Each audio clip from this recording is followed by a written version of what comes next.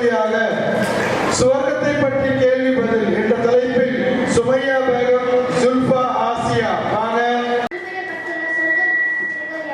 சொர்க்கங்களின் பெயர்கள் தாருஸ்ஸலாம், தாருல் கரார், ஜன்னத்துல், ஜன்னத்துல் மாவா, ஜன்னத்துல் நயீம்,